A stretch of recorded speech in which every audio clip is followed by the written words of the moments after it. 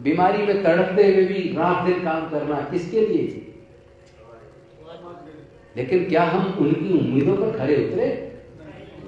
जो वो अपने समाज के पढ़े लिखे लोगों से उम्मीद करते थे, क्या हमने वो करके दिखाया? इससे ज्यादा शर्म की बात क्या होगी? वो अकेले अपनी तर्क बुद्धि से, अपनी मेहनत से, अपनी काबिलियत से, अपनी कुर्बानी से उन्होंने 4-4 बच्चों को गंवा दिया। 4-4 बच्चे हम लोग के लिए कुर्बान कर दिए। जवानी में अपनी पत्नी को हमारे लिए कुर्बान कर दिया। लेकिन हमने क्या किया?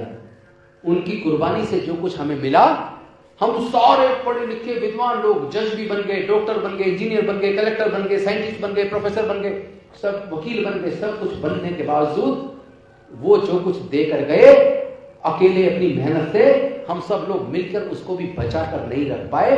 70% तो उनका दिया हुआ छिन गया, 30% बचा है। आप लोग नहीं जागे तो आने वाले 10 से 15 साल में ये 30% भी चला जाएगा। इसीलिए मैं पूरे देश में जा जाकर लोगों को जगाने का काम कर रहा हूं।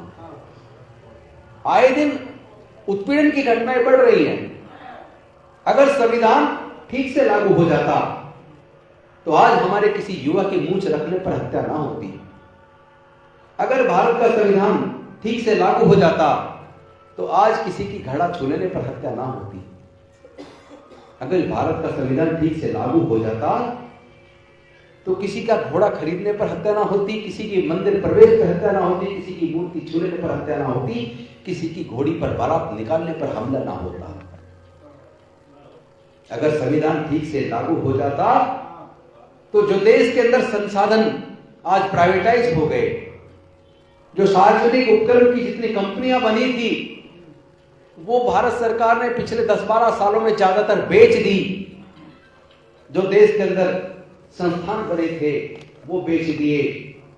जो सबको क्वालिटी एजुकेशन सरकारी खर्चे पर मिलती थी वो प्राइवेटाइज हो गया। पहले, अब से 20 साल पहले एक बच्चे को इंजीनियर बनाने के लिए एक परिवार को पूरे इंजीनियरिंग की पढ़ाई पूरे 4 साल का कोर्स करवाने में 4-5 हजार रुपए लगते थे 20 साल पहले। आज एडमिशन लेने के लिए 1 साल के लिए 2 लाख, 2.25 लाख, हॉस्टल का खर्चा अलग, बाकी खर्चे अलग। एक बच्चे को इंजीनियर बनाने के लिए 4 साल का कोर्स कराने के लिए 12 से 15 लाख रुपया चाहिए। इसका मतलब संविधान अब पूरी तरीके से लागू नहीं हो रहा है। अरे वो सरकारें किस काम की जो भारत के बच्चों की पढ़ाई का खर्चा न उठा पाए? वो सरकारें किस काम की जो भारत के लोगों के इलाज का खर्चा न उठा पाए? नौकरी तो आप नहीं दे पा रहे, कम से कम पढ़ाई का खर्च तो उठा लो। लेकिन आपने तो एजुकेशन को पूरी तरह प्राइवेटाइज कर दिया।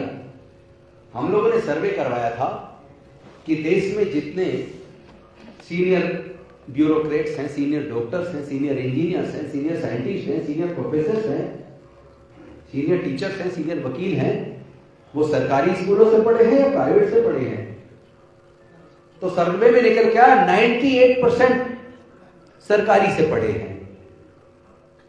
तो जब सरकारी से पढ़ के इतने काबिल लोग आए जिन्होंने भारत को कितना ऊंचाई पर लेकर गए, भारत सरकार की बड़ी बड़ी कंपनियां बनी, आईटीडीसी, पेट्रोलियम कंपनियां, गैस कंपनियां, बैंकिंग, इंश्योरेंस, देश को नीचे से कितने ऊंचाई पर लेकर गए। और जब से प्राइवेटाइजेशन आया, धीरे धीरे भारत सरकार के सारे उपकरण घाटे में पहुंचाकर बेच दिए। तो इसका मतलब सरकारी स्कूलों से पढ़े हुए लोगों में काबिलियत थी, उन्होंने अपनी काबिलियत से भारत को ऊंचाई पर पहुंचाया। लेकिन जब से ये प्राइवेटाइजेशन आया, प्राइवेट स्कूल, प्राइवेट कॉलेज खुले, एक तरफ उसकी पढ़ाई इतनी महंगी कि आम लोगों से पढ़ाई छिन गई। मध्यम दर्जे के प्राइवेट स्कूल में भी आपके पोते पोती पढ़ते होंगे।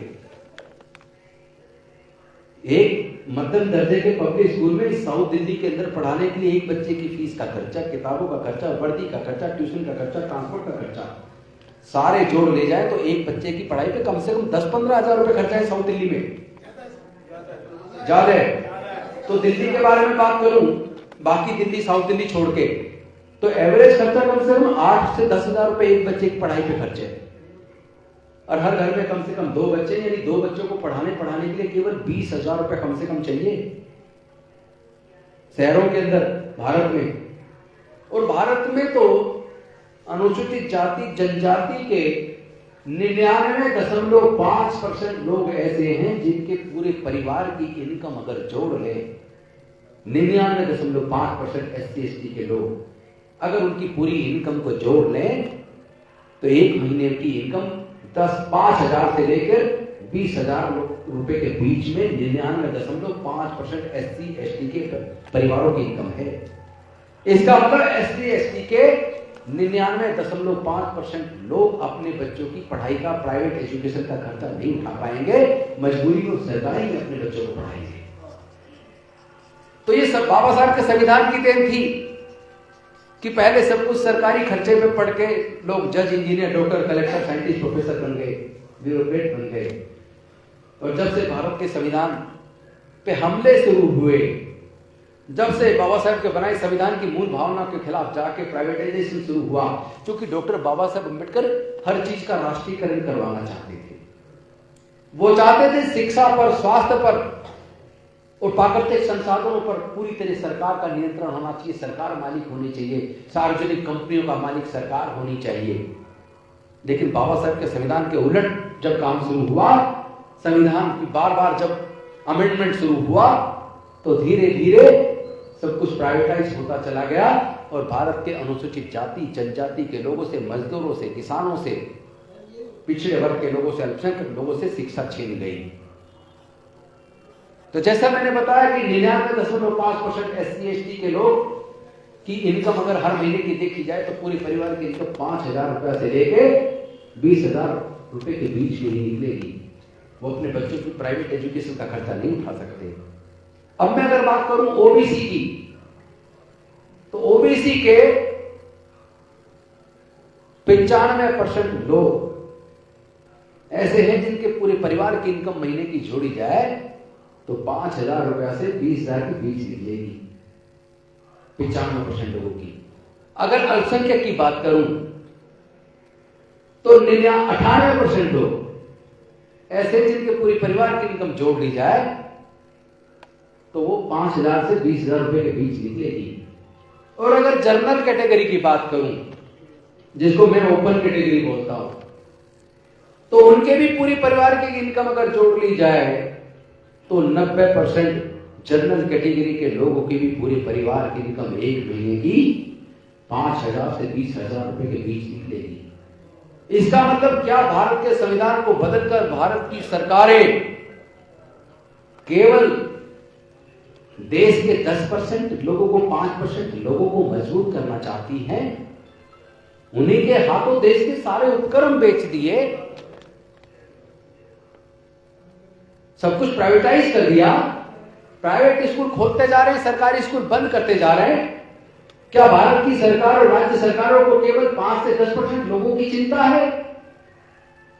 देश के 90-95% लोगों की चिंता नहीं है?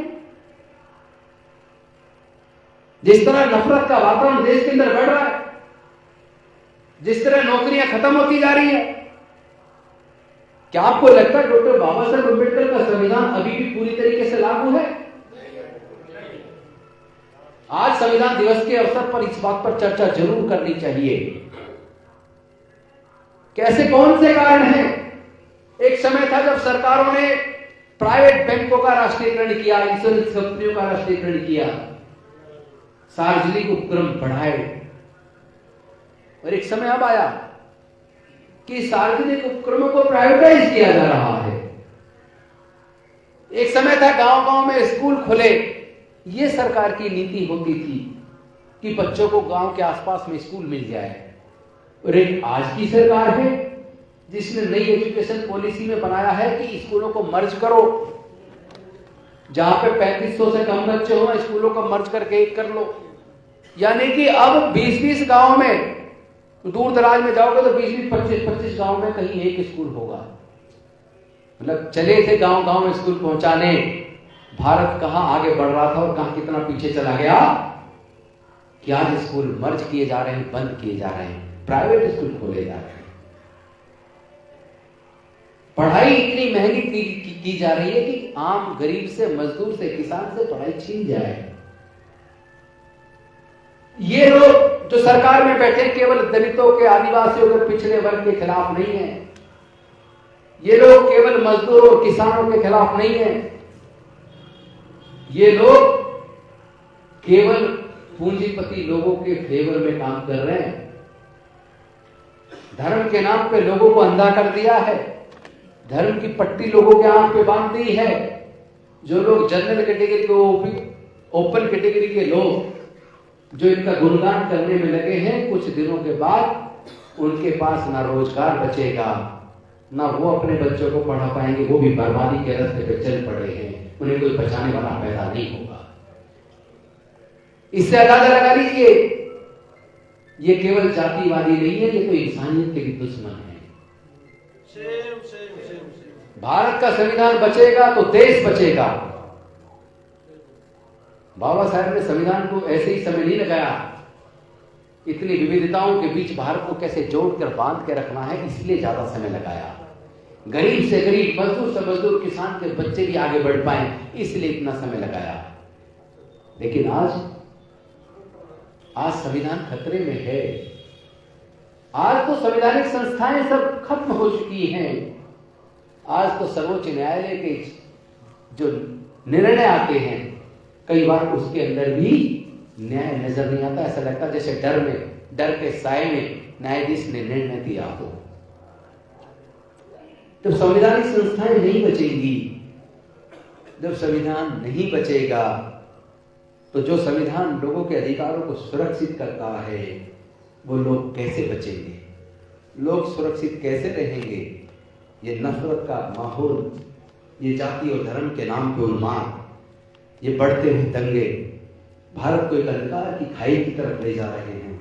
ऐसे में डॉक्टर बाबा साहेब अम्बेडकर की और उनके संविधान की प्रासंगिकता और भी ज्यादा बढ़ जाती है। इसीलिए डॉक्टर बाबा साहेब अम्बेडकर जी ने कहा था, अगर आपको याद हो, संविधान सभा के सामने उन्होंने कहा था कि संविधान कितना ही सुंदर, कितना ही अच्छा क्यों ना हो, अगर उसको लागू करने वाले लोगों की नीयत ठीक नहीं है तो वह संविधान अच्छे से अच्छा संविधान बुरा साबित होगा। लेकिन अगर संविधान में कुछ छोटी मोटी कमजोरियां भी हो, लेकिन उसको लागू करने वाले लोगों की नीयत अच्छी हो, तो वो संविधान भी देश के लिए, मानवता के लिए कल्याणकारी साबित होगा, अच्छा साबित होगा। आज देश का संचालन करने वाले लोगों की नीयत अच्छी नहीं है, इसलिए ये इतना अच्छा संविधान होने के बावजूद ये उतना अच्छा साबित नहीं हो पा रहा, क्योंकि उसको जिस लेटर ऑफ स्पिरिट के साथ लागू करना चाहिए था, बाबा साहेब के बनाए संविधान को उसी मूल भावना के हिसाब से लागू करना चाहिए था, उसको लागू करने की बजाय उसके खिलाफ जाकर सरकारें काम कर रही हैं। संवैधानिक संस्थाएं दम तोड़ चुकी हैं, न्यायालयों में न्याय नजर नहीं आता है, तो देश बचेगा कैसे? इसलिए मैं निवेदन करना चाहूंगा, संविधान दिवस के अवसर पर शुभकामनाएं तो देता हूं आप सबको, संविधान दिवस को आपकी बहुत बहुत शुभकामनाएं, लेकिन हमारी और आपकी सबकी जिम्मेदारी है संविधान को बचाने की, क्योंकि संविधान बचेगा तो देश बचेगा, देश बचेगा तो हम लोग बचेंगे। इन्हीं शब्दों के साथ मैं अपनी वाणी को विराम देता हूं। आपने इतने ध्यानपूर्वक, धैर्यपूर्वक मुझे सुना, इसके लिए मैं आप सबका आभार व्यक्त करता हूं। कहने को बहुत कुछ है, लेकिन संविधान सभा के अवसर पर मैं अपना भाषण संक्षिप्त रखना चाहता हूं। बाकी जो दुख दर्द, जो समस्याएं, जो परेशानियां हमारी हैं, उस पर चर्चा अलग से कभी आप रखेंगे तो मैं करूंगा। अभी मुझे आगे निकलना होगा, इसलिए मैं आपका आभार व्यक्त करते हुए धन्यवाद करता हूं। बहुत बहुत धन्यवाद। नमो बुद्धाय, जय भीम, जय भारत।